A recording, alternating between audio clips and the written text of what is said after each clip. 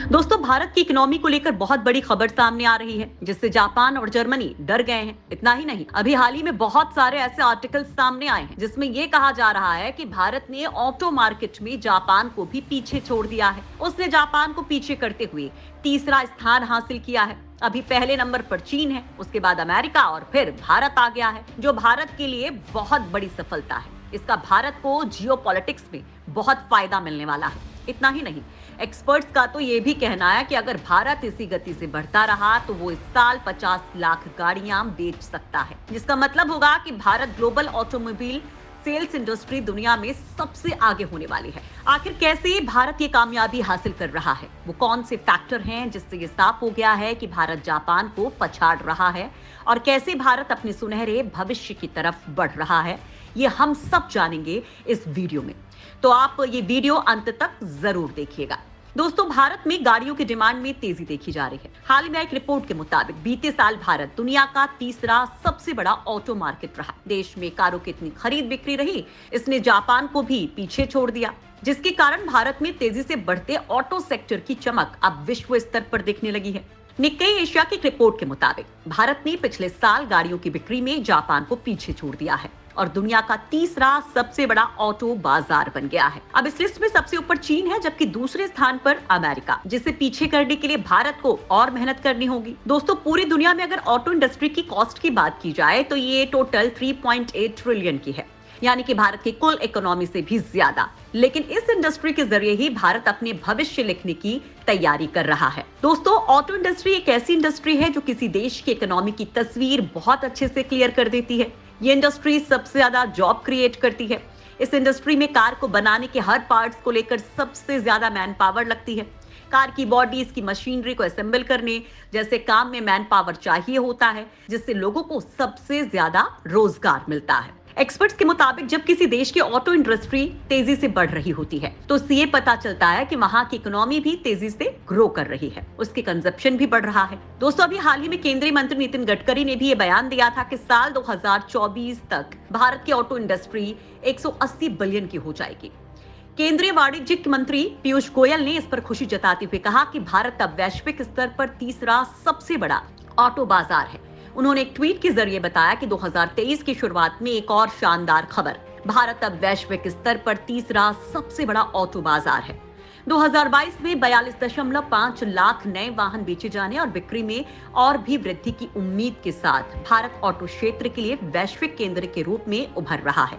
वही society of Indian automobile manufacturers की report है कि जनवरी और नवंबर 2022 के बीच भारत में 4.13 मिलियन नई कारों की डिलीवरी हुई है। इसमें दिसंबर की बिक्री को शामिल करने पर लगभग 4.25 मिलियन यूनिट्स की बिक्री हुई। भारत ने साल 2022 में 3.8 मिलियन यूनिट की एनुअल बिक्री की है, जो जापान की बिक्री की तुलना में 25% से ज्यादा है। वहीं उत्पादन के संदर्भ में बात करें तो भारत ने पहली बार 5 मिलियन से ज्यादा इकाइयों का उत्पादन करते हुए चौथी सबसे बड़े हल्के वाहन निर्माता के रूप में अपना स्थान बरकरार रखा है। दोस्तों, ये आंकड़े साफ बता रहे हैं कि भारत इस सेक्टर में कितनी तेजी से काम कर रहा है और यहाँ कारों की संख्या भी कितनी तेजी से बढ़ रही है। इस ऑटो इंडस्ट्री को लेकर आपके मन में ये सवाल भी खड़ा हो रहा होगा कि ऑटो इंडस्ट्री के बढ़ने से देश में प्रदूषण भी तो बढ़ेगा, क्योंकि जितनी ज्यादा गाड़ियां सड़कों पर होंगी, पोल्यूशन भी उतना ज्यादा होगा। तो दोस्तों, हम आपको बता दें कि ऐसा नहीं होगा, क्योंकि पेट्रोल और डीजल पर चलने वाली गाड़ियों की वजह से ही प्रदूषण बढ़ता है। लेकिन अब देश में इसे लेकर बहुत सारे बदलाव किए जा रहे हैं। ऑटो कंपनी सीएनजी गाड़ियां बना रही हैं, हाइब्रिड गाड़ियां लॉन्च हो रही हैं,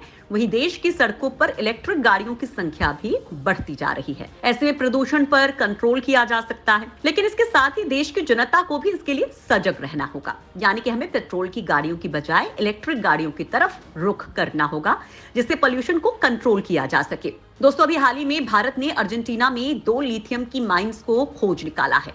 यहाँ दुनिया के सबसे ज्यादा लिथियम के भंडार हैं। आपको जानकर हैरानी होगी कि इस लिथियम की खोज में यहाँ दुनिया भर के देश लगे हुए थे, जिसमें अमेरिका, चीन सभी लगे हुए थे। लेकिन ये कामयाबी भारत को मिली। उसने यहाँ लिथियम की खानों को खोज डाला है और अब भारत सरकार अर्जेंटीना की सरकार से बात कर रही है कि कैसे इस पर काम किया जाए, कैसे इसे निकालकर भारत एक्सपोर्ट किया जाए। दोस्तों, इस लिथियम के आने से भारत में लिथियम आधारित बैटरियां बनाई जा सकेंगी, जो इलेक्ट्रिक व्हीकल्स में काम देंगी, जिससे भारत में इलेक्ट्रिक व्हीकल्स का मार्केट बढ़ेगा। दोस्तों अब इस ऑटो सेक्टर के बढ़ते प्रभाव के बारे में बात करते हैं कि कैसे ये भारत की जियोपॉलिटिक्स में फायदा पहुंचाएगा। आज भारत तेजी से आगे बढ़ रहा है, वहीं अपनी इकोनॉमी को और बूस्ट कराने के लिए वो अलग अलग देशों के साथ फ्री ट्रेड एग्रीमेंट भी कर रहा है, जिससे भारत का ट्रेड और ज्यादा बढ़ सके। जैसे कि भारत जल्द ही यूरोपियन यूनियन के साथ FTA साइन करने वाला है। वहीं यूके के साथ ही FTA को लेकर बातचीत जारी है। वहीं कई देशों के साथ तो भारत FTA साइन भी कर चुका है। ऐसे में भारत पूरी दुनिया के सामने ये कह सकता है कि वो सबसे बेहतर कार मार्केट का एक्सेस देगा। वहीं अगर ये देश भारत के साथ राजी होते हैं तो देश की कई स्वदेशी कंपनी को भी ग्रोथ करने का मौका मिलेगा। यहाँ की महिंद्रा, टाटा जैसी कंपनियों को बहुत सारी अपॉर्चुनिटी मिलेगी। साथ ही देश में स्वदेशी कारों को बढ़ावा मिलेगा, क्योंकि बाहर से आने वाली कारों पर टैक्स लगता है। इस टैक्स को बचाने के लिए हम देश की बनी कारें खरीदेंगे, जिससे देश का पैसा देश में ही रहेगा। वहीं इस पैसे को सरकार रिसर्च एंड डेवलपमेंट पे लगा सकती है। फिर इन कारों को विदेशों में एक्सपोर्ट किया जा सकता है, क्योंकि यहाँ की कारें दूसरे देशों की कारों की तरह ही एडवांस हैं और वो भी कम कीमत पर। आज ऑटोमोबाइल के वैश्विक बाजार में भारत की कारों का बोलबाला बढ़ता ही जा रहा है। विदेशों में भारतीय कारें पसंद की जा रही हैं, जो भारत के ऑटो सेक्टर के भविष्य को सुनहरा बनाती हैं। दोस्तों आज भारत दुनिया की 5वीं बड़ी अर्थव्यवस्था है और आने वाले टाइम में वो इससे भी आगे जाएगा और तीसरी बड़ी अर्थव्यवस्था बन जाएगा। दोस्तों भारत से आगे जापान की अर्थव्यवस्था है, जो बहुत ज्यादा ताकतवर नहीं है। कहा जा रहा है कि बहुत जल्द भारत जापान को मात दे देगा। वहीं जर्मनी की इकोनॉमी तो भारत साल 2025-26 तक पछाड़ देगा ही, क्योंकि यहाँ की अर्थव्यवस्था कोरोना के बाद से डगमगाई हुई है। लोगों के पास रोजगार नहीं है, वो शादी नहीं कर रहे हैं, जिससे यहाँ की जन्म दर भी घट गई है। यहाँ फर्टिलिटी रेट क्रैश हो गया है। यहाँ की इकोनॉमी सिर्फ टोक्यो जैसे बड़े शहर की वजह से चल रही है। इतना ही नहीं, जापान की सरकार ये फरमान भी जारी कर रही है कि अगर यहाँ के नागरिक टोक्यो को छोड़कर दूसरे शहर में बसते हैं तो वो उन्हें 6 से 7 लाख रुपए देगी। जापान ने अपने ऑटो इंडस्ट्री में जो अपनी रैंक खोई है, उसके पीछे की वजह है जापान की नेगेटिव ग्रोथ। लेकिन यहाँ भारत की तेजी से होती ग्रोथ भी कारण रही है, जिसके कारण जापान जल्द ही भारत से पीछे हो जाएगा और भारत आगे निकल जाएगा और वो दुनिया की तीसरी बड़ी अर्थव्यवस्था बन जाएगा।